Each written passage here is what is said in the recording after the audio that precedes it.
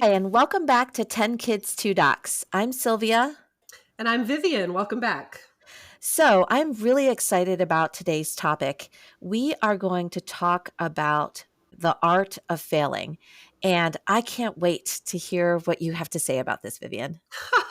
I feel the same. So let's jump in. Welcome to the 10 Kids, 2 Docs podcast. Seasoned pediatricians and longtime friends, Sylvia Bank and Vivian Carlin have counseled thousands of parents and are raising 4 and 6 kids, respectively.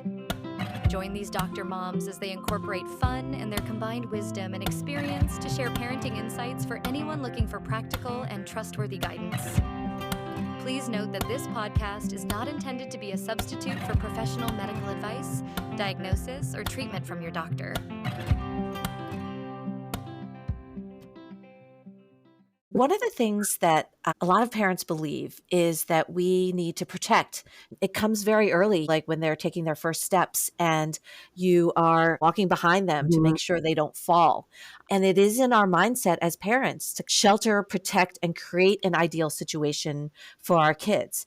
This episode is going to completely throw that out the window and discuss the benefits of letting our kids fail, how we can support our kids through that process, and what they can gain and learn from that. Yeah, I think this is part of what makes parenting teens very difficult, is that there are ages when our children are young where so much of what we do really is protecting them from danger.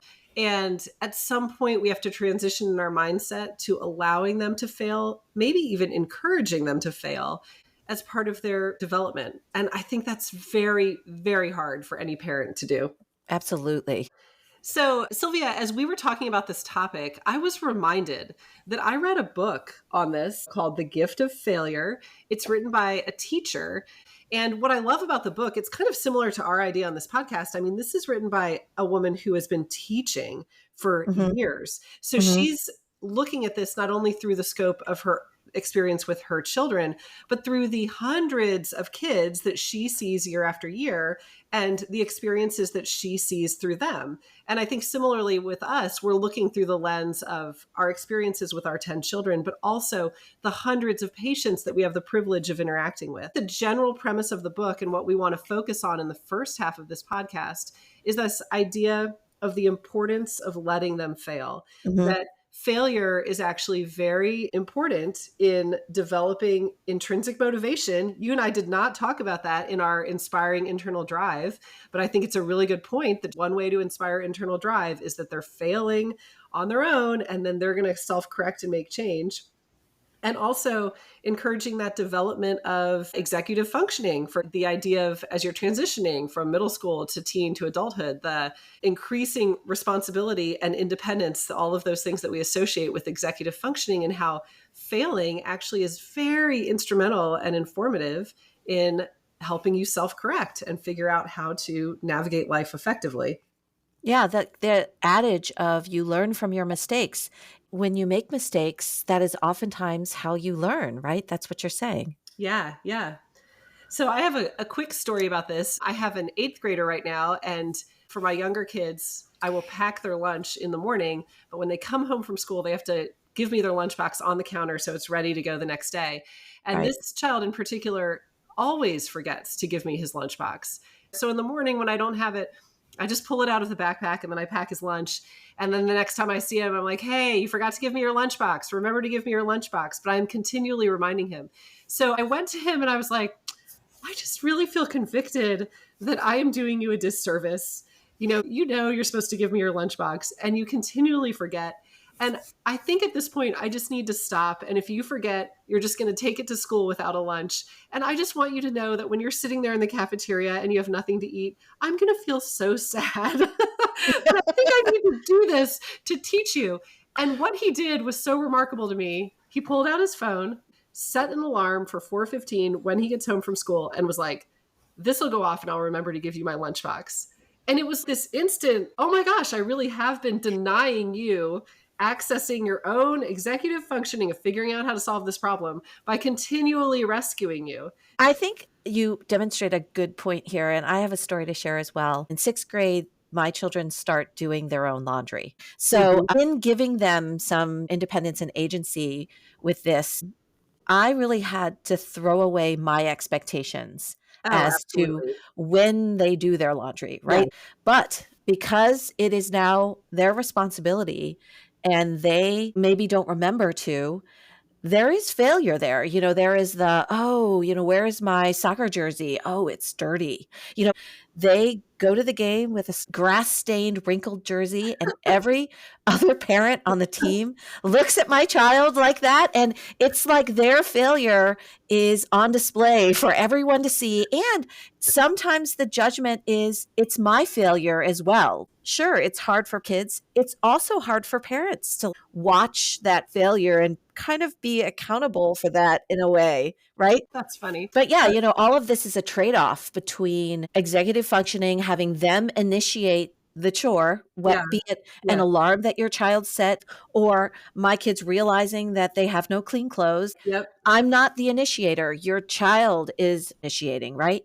Yes. And that executive functioning requires some standing back and watching the failure. That logical consequence of failure is tough for us parents to sit back and let that happen, right? It is. The missing your lunch or going to your sport with your uniform not washed. These are relatively minor consequences or quote unquote failures. I feel like a really difficult one at these ages is school and Yeah. grades. And I Yeah. love, in this book that I referenced, The Gift of Failure, and she's a teacher. She says, grades, there's no way around this unfortunate reality. So I'm just going to face it head on. Grades are extrinsic rewards for academic performance. Extrinsic rewards undermine motivation and long term learning. Ergo, grades undermine motivation and long term learning. There, elephant identified, right? And I feel that. I'm sure you felt that. I think almost every high school parent child combo has been in conflict with this.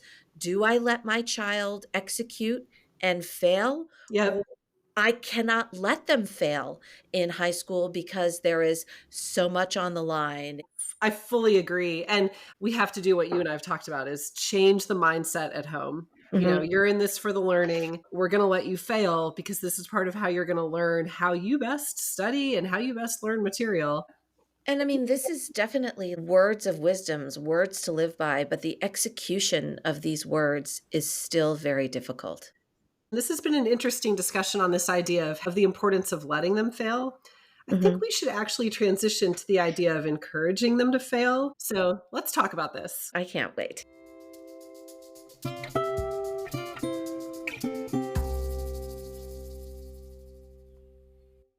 What have you failed at today?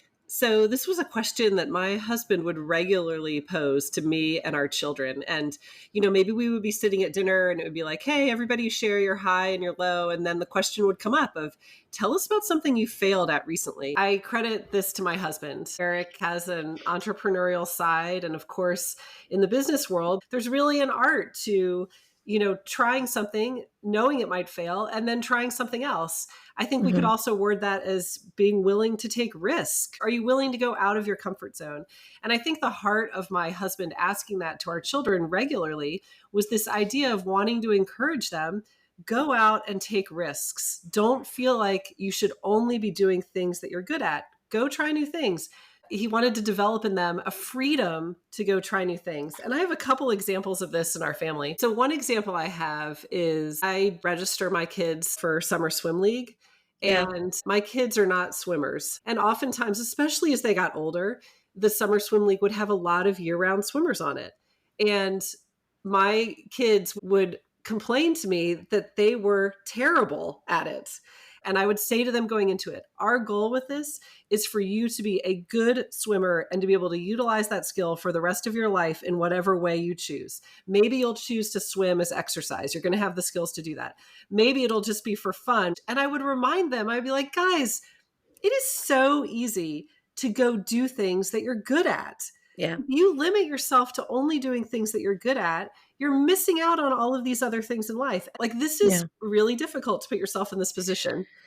We've had similar experiences where we want the kids to learn the benefit of doing things, whether or not it's personal enjoyment, whether or not it makes them physically fit, not just choosing what they do because they're good at it, because eventually almost every child that is good at something, the 4-year-old football star or the best cello player in 3rd grade, eventually, once you get to the high enough level, are they going to be Yo-Yo Ma? Will they swim like Michael Phelps?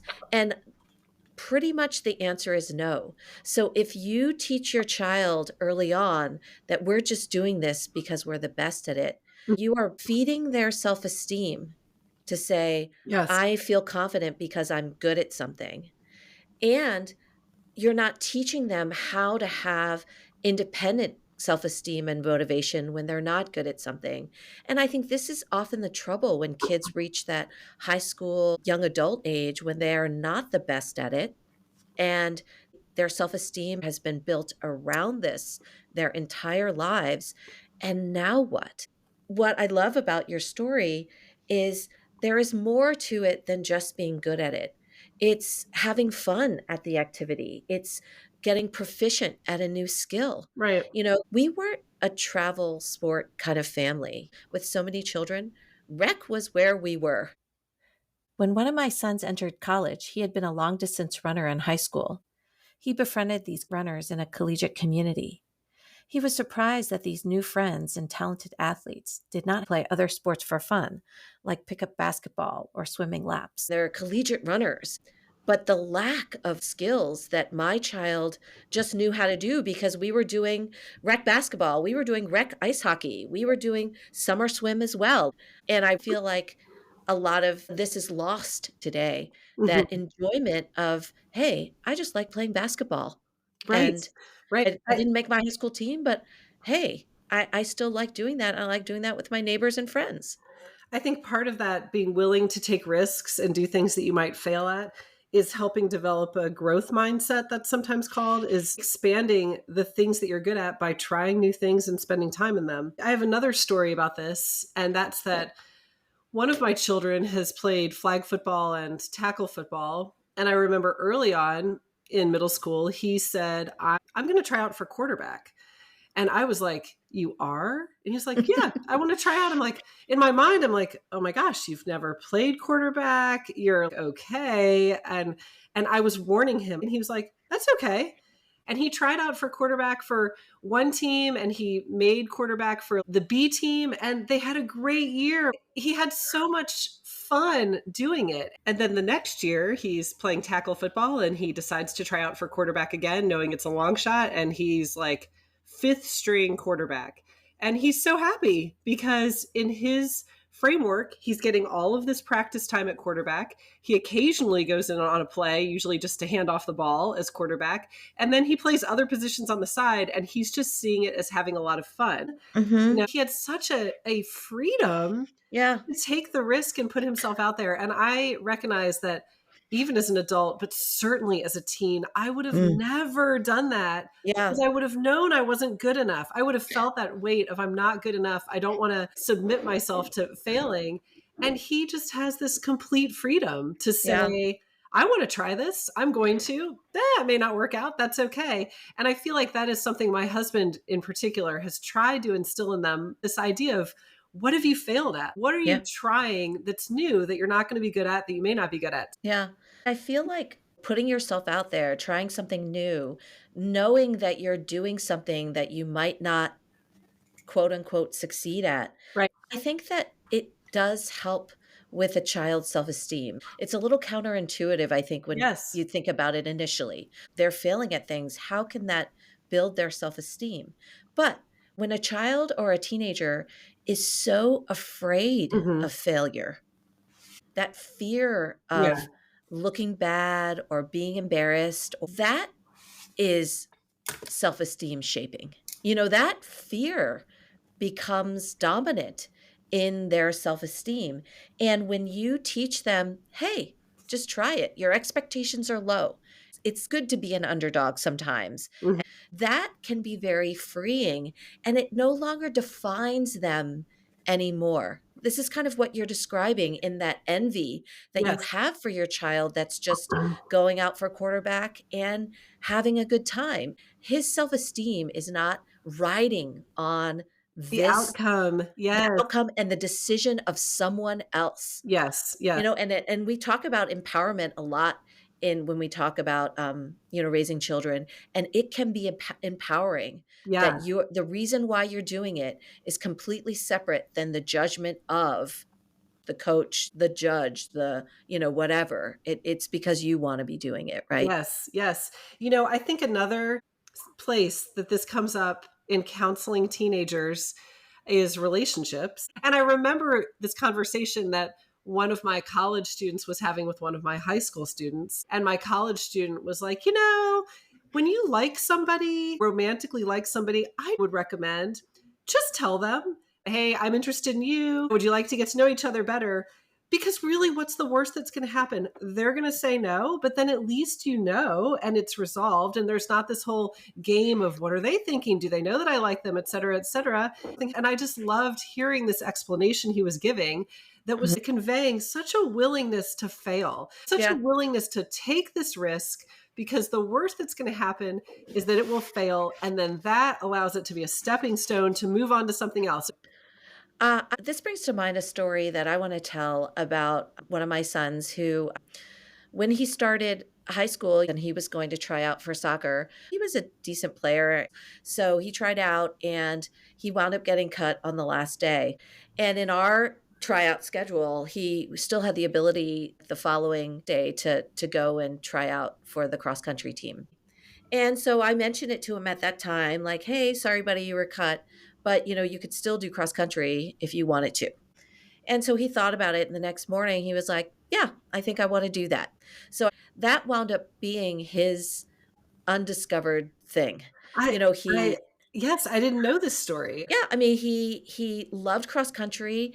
It was a new sport that he had never done, but never a runner before. Made some great friends and connections. Wound up being a leader on the team. Yes, And yes. this is the same child that went on to even explore running in college. And right now he's a leader with his college run club. It's really been a major part of his life and a large part of his adult fitness as well. He was also a pandemic senior. So his senior year was during the pandemic and the quarantine. And there was a bump, and the college admission that year was very difficult with all of the deferrals from the previous year. And I remember he was a little bit disappointed in what his prospects were for college. I said to him, isn't what you had planned. This is not what Mhm. you had expected. But I think it's going to be just like soccer. Like, Yes. you had all these plans of being on your high school soccer team, and you were disappointed, and he remembers he was, but it wound up being a door to something that was even better, that he Yes. didn't even realize was Yes. there. And honestly, when I said that statement to him, his entire mood and outlook was shifted 100%. Oh, that's great. And I think that previous quote unquote failure, Yeah. it is also coupled with the recovery from that failure. Yes. His decision the next day to say, you know what, I'm going to try cross country. I didn't drag him there. I didn't make him do that. That independent decision making and motivation of, yeah, I'm going to try that.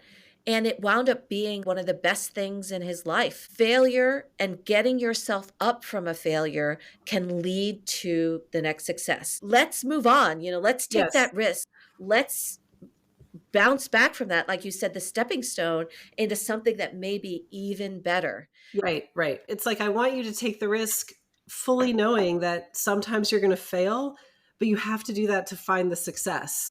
Oh, absolutely. Yeah. Yeah. I think it starts with setting the parental mindset. We need, as parents, to remove our fears of our children failing, right? Yeah. Yes. That's the first step. All right.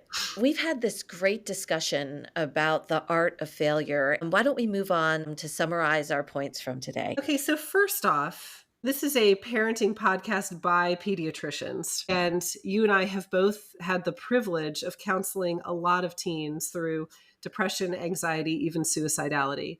And while those things are so multifactorial and so difficult, there are things that we can be doing as parents to help our kids establish a healthy mental health mindset.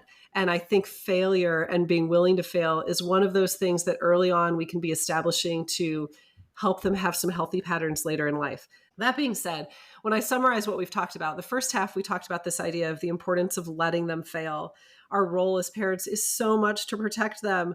But we talked about how failing can often inspire that intrinsic motivation that we want them to have. And it can also be a good teaching tool for developing executive functioning, which is something they need as they transition into adulthood. But we talked about how academics and grades, we need to be balancing that the culture of the school system strive for perfection and countering that at home with a narrative of, we're going to let you fail because this is part of how you're going to learn how you best study and how you best learn material. How are you going about the process of your education? And then the second half, we talked about this idea of encouraging them to fail, creating a culture in our home of failing is not necessarily bad. Failing is good. It means you tried something new. The hope is that our teens are willing to try new things and are not overly held back by worry that they may fail. And that if and when they fail, they have experiences from the past, like your son not making the high school soccer team, to draw on where they can look back and say, you know, I failed at this in the past and it turned out okay. So I am confident I can make it through failures in the future as well. In other words, there's not a fear of failure. And like most of our topics on teens, it is so hard to have one recommendation, right? Each child and teen is different. Their situations are different, but this is hopefully some overarching advice. After today's discussion, I can think of several topics that I would love to discuss in future episodes. The teenage relationship, our advice on how to survive that college application process. And finally, high risk behaviors and activities, and how to counsel our children, how to be aware and what to do about that. So we hope that we can engage in some thoughtful discussions about these topics in the future. Sounds good. I'm excited to delve into this further. Great. This is 10 Kids, 2 Docs. I'm Sylvia Bank. And I'm Vivian. We will see you next time. See you next time. Thank you for listening to 10 Kids 2 Docs, hosted and created by Sylvia Bank and Vivian Carlin. If you enjoyed this episode, please subscribe and recommend our podcast to other listeners. Visit our website at 10kids2docs.com, where you can find links to social media and leave comments or suggestions. Back next week with more topics in parenting.